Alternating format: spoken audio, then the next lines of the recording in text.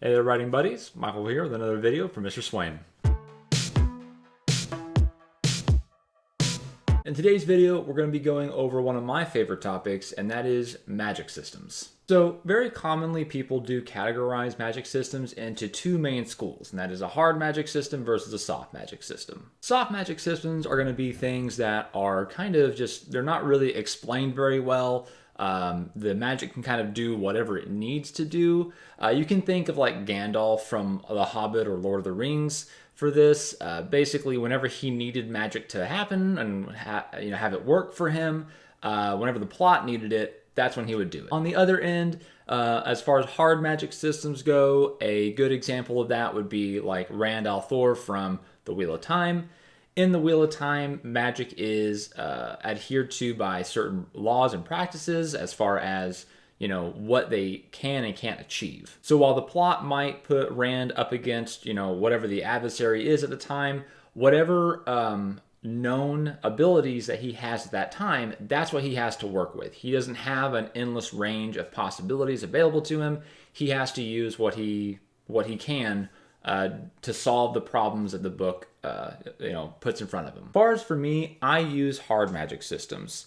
I do introduce them gradually. So typically when the reader is going to read a magic system to begin with, it is best to start off as a soft system and introduce rules along the way. So whether you're going soft or hard with your magic system, and neither one is wrong to do, but either way you do it, you will typically introduce it as a soft system because the reader has no idea how it's really happening, but you'll introduce rules as you go along, and you'll probably fit somewhere on the scale between the absolute softest and the absolute hardest of systems. The reason I personally like hard magic systems more than soft is really just because I find them more interesting.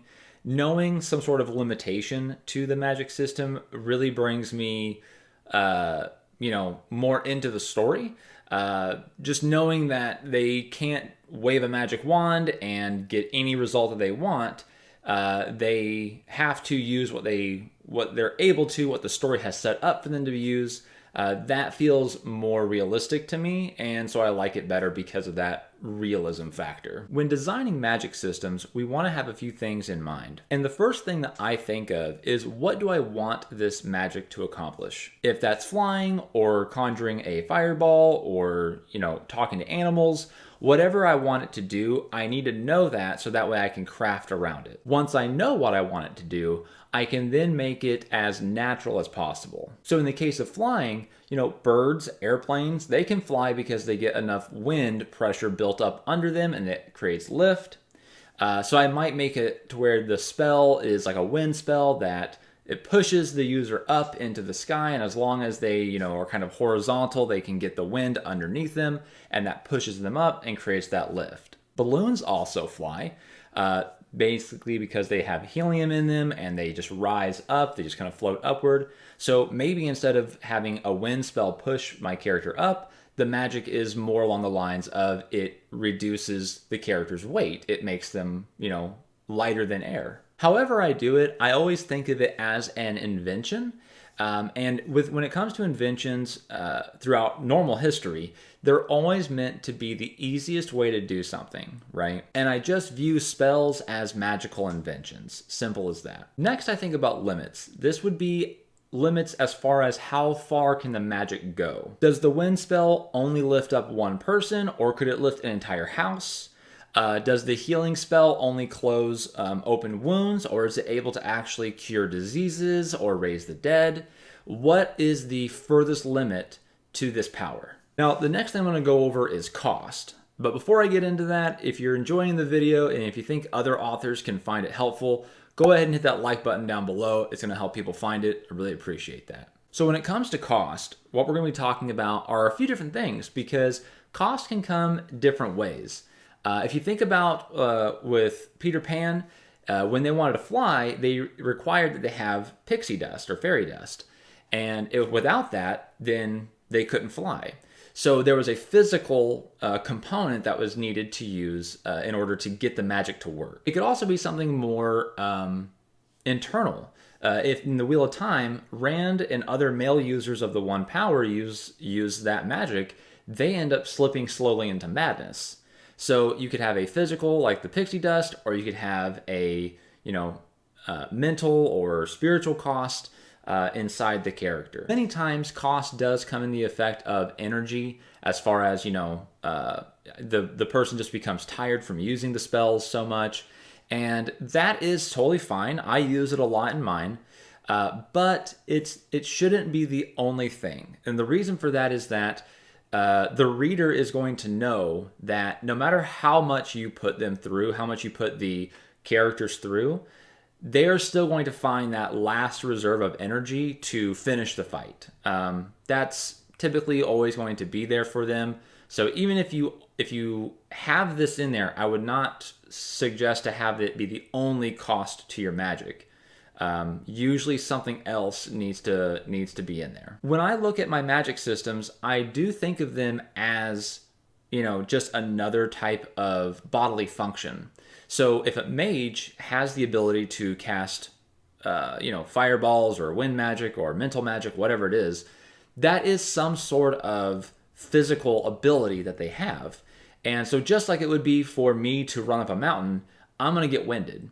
And if the mage is going to use a magic spell, I imagine that they would get winded from larger exertion as well. And while some exertion could be, just I'm physically winded, I can't breathe as much, right? I need to take a drink of water or whatnot.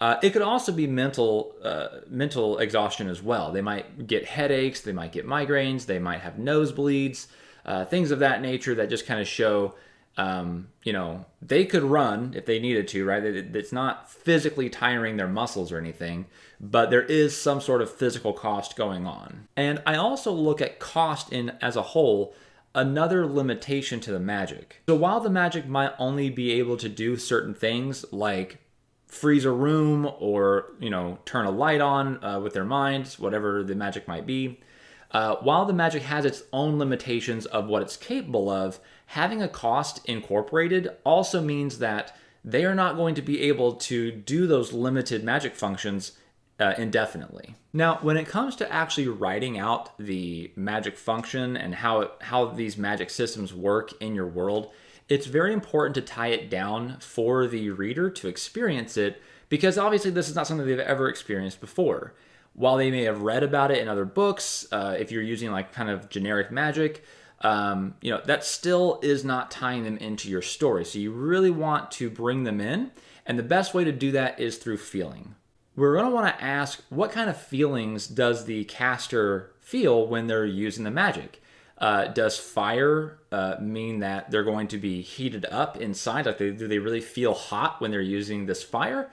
Or maybe the fire robs their body of all of its heat to fan the flames per se, to get that fireball out. How do they really feel when they're using it? Back to cost, how does it feel? How does that cost feel? Does the migraine just or is it just a headache that just kind of hurts, or is it a migraine that's making their head pound? How fast does that accumulate? Does the magic have to travel through their body, and so they have muscle fatigue from that? Could they potentially injure themselves if they use too much of the magic? Could the magic make them act differently? I've read stories where the magic puts people in states of euphoria. They become kind of loopy, or they might become erratic. So different types of magic could affect people differently. And it's important to show that to the reader to kind of give them the idea of, what the side effects of magic is going to be on the body. It's also important to think about how magic affects the world. I mentioned before that magic is really just inventions, right? Magic spells are just magical inventions, and inventions are usually created to make life easier. So how does magic work in your world to where it makes life easier? If a magic user is able to communicate with animals, does that mean that it's just that character that is corresponding with these animals? Are they relaying information back to other people who can't speak to the animals? Does your human population now respect and understand the animal kingdom more because there's more communication going on, how is that really affecting the world? Maybe that person who's able to speak with animals turns it into a business. They're able to talk to animals, and therefore they're able to just kind of make a veterinarian style, business where they talk to the animals and the animals tell them, hey, this is what's wrong. My leg hurts, or my back hurts, or I feel sick all the time. How does that person or people who can do this, how do they incorporate that into their lives? Does magic make money in your world? Maybe magic is illegal, so no one's supposed to be using magic, so there's no real way to profit off of it. But if it's not illegal, how much money could really be made? Another idea is about how people in the world perceive magic. Do non-magic users fear magic? Do they have a more solid understanding of how it works even though they can't use it to where they're not afraid of it? Or maybe your world is full of magic to the point that really almost everybody has it. I've read stories where that's also going on, where just about every single person has the latent magic in them to where they can do, certain smaller things, and people who have more of the magic flowing through them, they're able to do more fantastical things. How well is magic ingrained into society? When it comes to magic systems, you also want to think about potentially having more than one. In my world, I have multiple magic systems that kind of overlay with each other. So some people are able to achieve the same results as another group, but they have to do it differently. And when you're making these multiple magic systems, it's very important to show the reader and clearly define the differences between magic. So that way they understand, while one person can do one thing, another person can do the same, but they have to do it differently. Or also, what doesn't overlay? What kind of powers does person A have that gets them, X, Y, and Z, while person B only has X, but they also get A, B, and C, right? It's important to show these differences so that way the magic systems can stand apart. Magic systems are a blast to write, and they are a blast to read. It is important to make sure that the reader understands the magic system. So you want to be able to show how it works.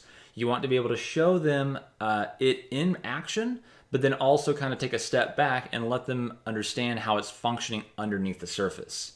You reveal as much as you want to of it, because again, sometimes you might want to have a softer magic system that allows for more fantastical things, that allows you to kind of do with it as you need it to do for your plot. Or if you want to do a hard magic system, which is typically more in favor right now when it comes to fantasy, then you want to make sure that the reader understands that there are rules, there are limitations, that you as the author understand them clearly, and that you're going to reveal them over the space of the novel or even the series to the reader so that way they can also understand it. Let me know down in the comments below, what was your favorite magic system that you've ever read? Have you ever created a magic system? Tell me, I want to know. And until next time, happy writing, happy reading.